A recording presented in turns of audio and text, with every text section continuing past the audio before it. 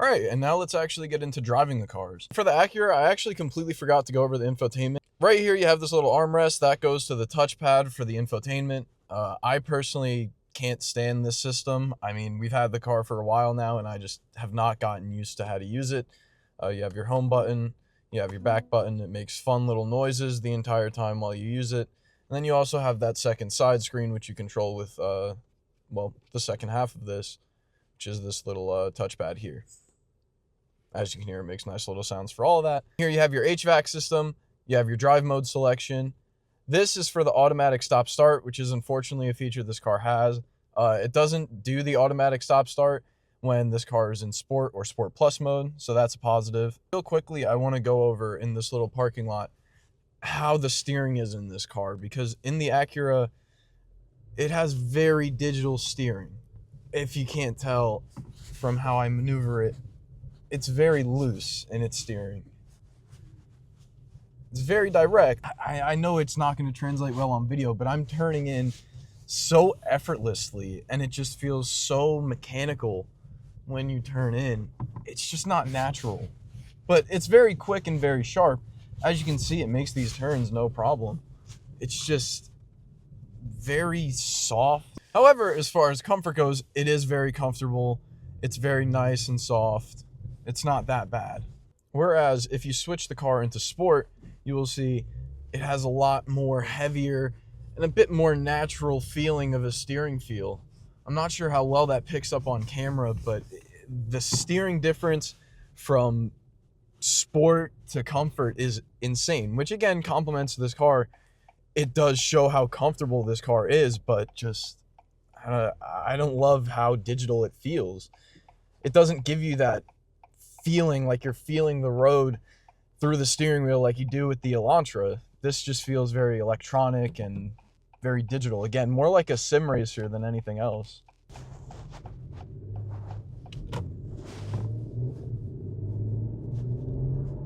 So in comfort mode, obviously the exhaust valves are closed. Can't hear anything coming out of the car. The only knock I would say with this car, comfort-wise, is the tires do make a good amount of road noise. We do have all seasons on this car, but even when it had Sport tires, you could still hear quite a bit of road noise out of the car. So that's one thing. But otherwise, this car has an incredibly quiet interior. And again, when you're in comfort mode, that V6 barely makes any noise. However, comfort mode's pretty boring. Put it into Sport. And now you get to hear that little V6. Now this car does have pumped-in audio. I don't know if it's something I have to disconnect or if it's something I can turn off like my Elantra. But on the Elantra, it also has that. I just have it turned off already. So with Sport mode, you're gonna get a mix of Sport Plus and a bit of a mix of normal. This is, again, like I said, probably what you're gonna wanna cruise in if you were going out for a cruise, because you have that throttle response when you get on it, but it's not extreme. It gives you the power, but more like if you were trying to pass on the highway power, not really fast boy racy power.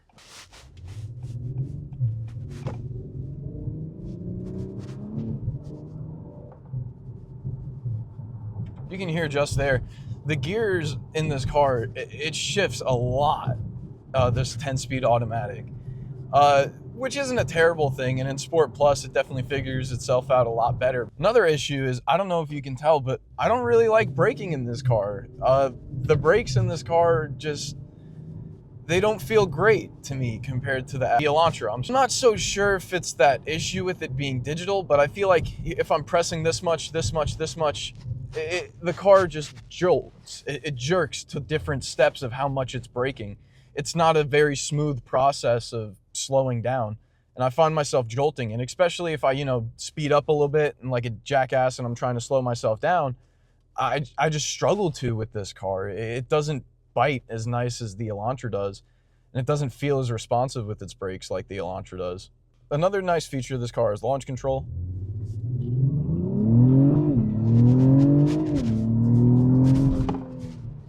Which is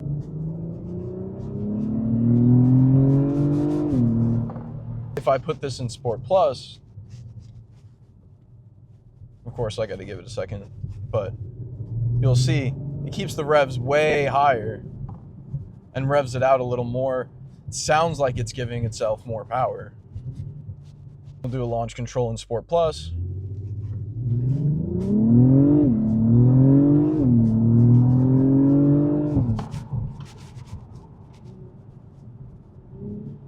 You can hear the downshifts are a lot more aggressive. And again, when I get back on the throttle, you can hear how much further up the RPMs are. Something else that I just learned is that this car has an S mode, which I thought was the mode for the manual shift, but apparently not. It's like an Audi where it gives it a sportier feel, so we're gonna see how that does.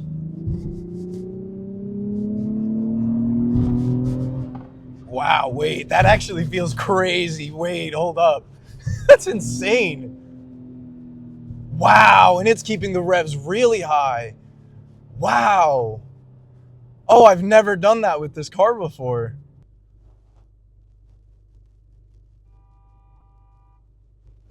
Bro, it just turned green. Chill. Here you're gonna see like the brakes, they just kind of jump around a little bit. They're not very stable. The brakes are definitely a low point on this car for me. In this sport mode, the steering is actually really nice and tight. I'm shocked. So actual drivability wise, I mean, this car is great in comfort mode. Right now in Sport Plus mode, you can see I'm taking it over really rough roads. And even then, it really handles it fine.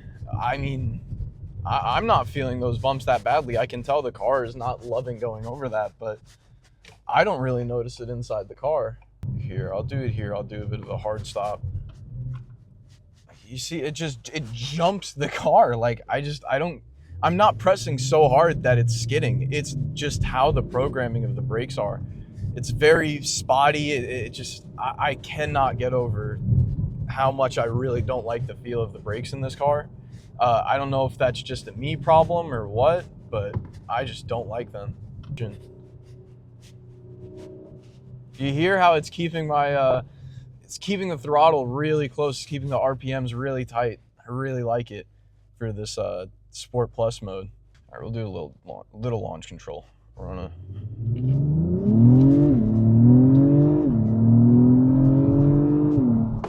But if you want to be the fastest car from every stoplight, this is the car. I mean, you can just do those launches endlessly. And this car will take it. I mean, it loves it. And it sounds, again, that Acura V6 is the greatest part about this car. It just sounds incredible when you really get on it. But then you can change it back into that comfort mode and it'll go back to being this quiet, calm, comforting ride. You just can't find that duality in many cars like you can in this one. So again, to quickly go over it, big problems I have. I think the braking in this car just does not feel like it's programmed that great. I don't know if that's only a problem with the 22s. Maybe they fixed it for the later models, but at least in this car, I don't love the braking. Another issue I have is the infotainment. I think it's not amazing in my opinion. I can't figure it out at least. But things that I do love is my gauge cluster.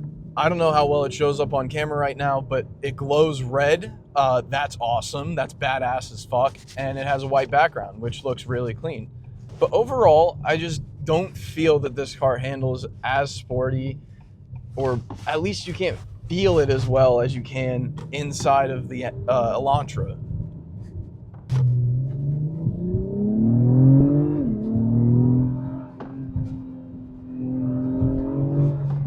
And again, I'm not sure how both these cars would track, and if I were to take them on the track, I would for sure prefer to be inside of that Hyundai Elantra N compared to this car. But for an everyday car, which is honestly where you're going to be most of the time, this car is just so fun and so incredible at being a daily driver and still putting a smile on your face. So I still think it's in the competition. Another thing that I should be talking about is how great the super handling all-wheel drive feels.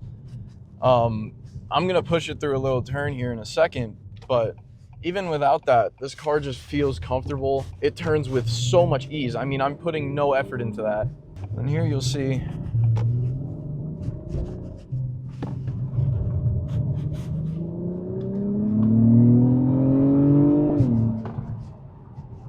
and it'll push us out. But I mean, this car, even with all the downshifts and stuff, it's not as dramatic as the Elantra N. The handling on this car is incredible. This super handling all-wheel drive. But again, I'm not sure it's what I would want on a track. Here it's very heavy, which is good for cruising and stuff like that. But the Elantra N's sharp handling is definitely what I prefer. The car just puts itself through turns with no effort at all. And that's really what I'd say the main thing of this car is that it's a low effort driving experience. You get that power and performance without really needing to have that much skill as a driver, because the all-wheel drive kind of makes up for it. Handle's nice. It's just the Elantra, you can feel the road. The Elantra is a lot more dramatic of an experience, you know, with the front-wheel drive kicking you around everywhere, and, you know, the turbo and the pops and bangs. Overall, I'd definitely say this car is more trying to be a comfortable, everyday car with a little bit of sporty fun behind it, whereas the Elantra N is a car that you can drive every day and then somehow you're still able to take it to the track the next day. But anyways, with all that out of the way, with this Acura out of the way, why don't we go ahead and get on into the Hyundai Elantra N and how that car feels to drive, and then we're going to get into the race right at the end.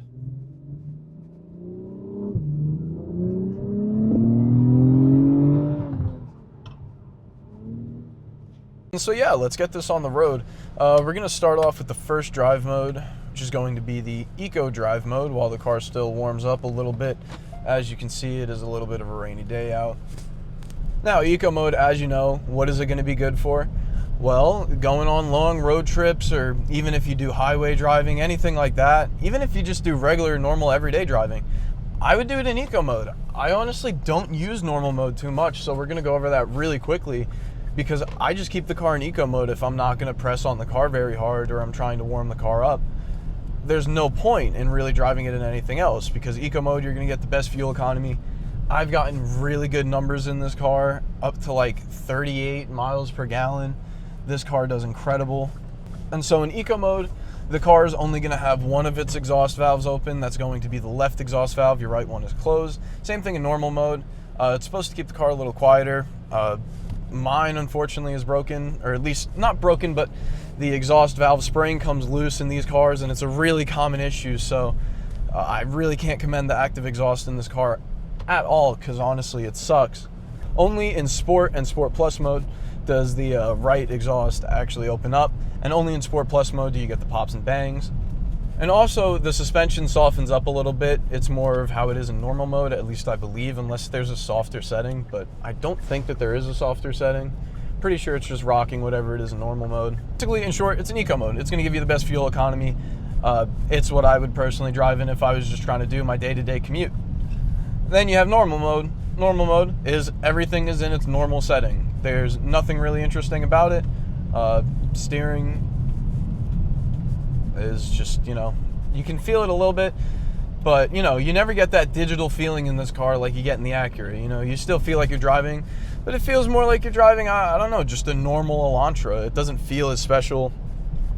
It's a little bit softer, as you can see. I'm not really feeling my way into the turn as I would be in the N mode, but it's very soft, very calm, and I honestly can't complain with it at all.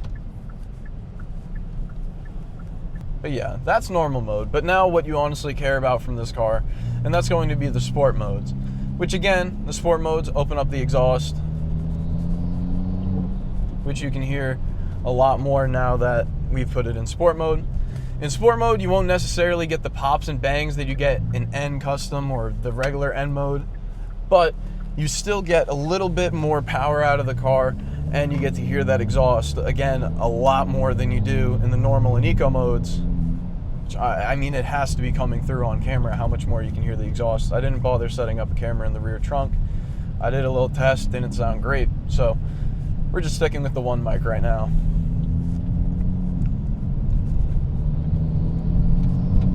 but even then I'm sure you can hear how good that sounds.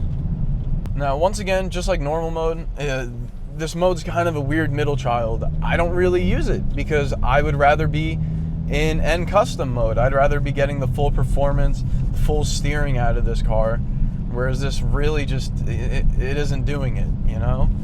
But the steering for this, not bad. You get to feel it a lot more. You get to feel it twist around the turns a little bit. Definitely get a little bit more feeling inside of the car, which is, again, something I like.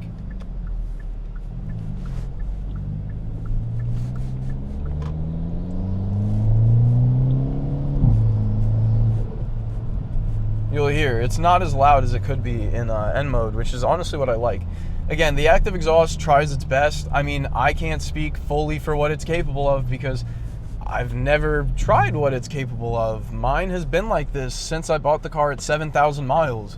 So that is something you have to think about with this car. But I mean, honestly, it's a $40 replacement part. I mean, I just bought mine for, I think, 30 bucks. You could get them for down to like 20, depending on where you get it from, what brand you go with. It's literally a 5-minute fix. I mean, you just have to take some little box off and switch out the spring. You don't have to take apart the exhaust or anything crazy like that. But anyways, that's basically sport mode. Again, not sure why you'd use it when you have the N modes, but it's not terrible, you know, handles well, get a little bit more feel in the handling, get a little bit more throttle out of it. It's not bad. But what you really want is the N mode. You access the N mode, of course, by pressing this button right here. And you'll hear it drops down the gears a little bit. You'll hear the little bit of pops and bangs that it'll give off. And now you can definitely hear the exhaust doing its thing, popping and banging. And that's one of the big character things of this car. Now you can take an Acura TLX Type S and you can put a pop tune on it, and you can also put a big old turbo thing so you can hear the turbo, but I feel like it fits the character of this car a lot more. And again, I didn't put the pops and bangs on it. That's how it comes from factory. But I feel like that's just the character of this car. It's a bit childish, it's a bit more fun, it's a bit more youthful, it's a bit more exciting. And especially in the driving feel, I mean, this is way significantly better. And again, I'm sure it doesn't really show up on camera, but I promise you, it feels so much better to throw this car into a turn. Not saying the Acura is bad, but just because of the response that you get through the steering wheel, the weight of the steering just feels so much better. Now, N mode is the mode that I typically drive my car in, just because, of course, it's the quickest, it's the loudest mode that this car offers. And I mean, I feel like this is what you buy the car for, you know? You buy it for the pops and bangs, you buy it for the sportiness, the quick handling. Now, in the bottom middle of this, it shows the coolest feature about this little screen, honestly, both the screens, and it shows how much engine performance, how much steering performance, and how much suspension performance I have the car set to do. Here I have the screen where I can adjust everything in that middle bit. I can adjust how much power I'm getting from the engine, how much steering input I'm getting, if it feels more like normal mode, Sport Plus mode, and then also stability control, exhaust sound, transmission, and the LSD, how much performance that's giving me.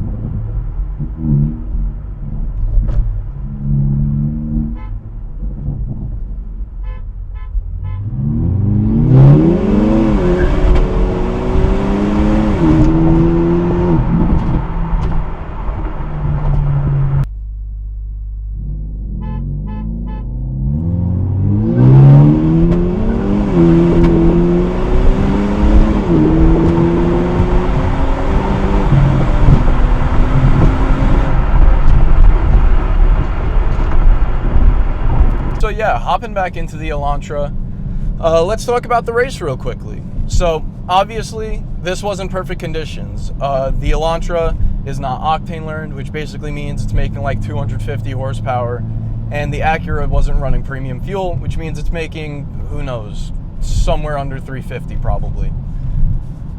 So of course, it's not perfect, but those races weren't meant to be. They were honestly just for fun because I had the two cars out.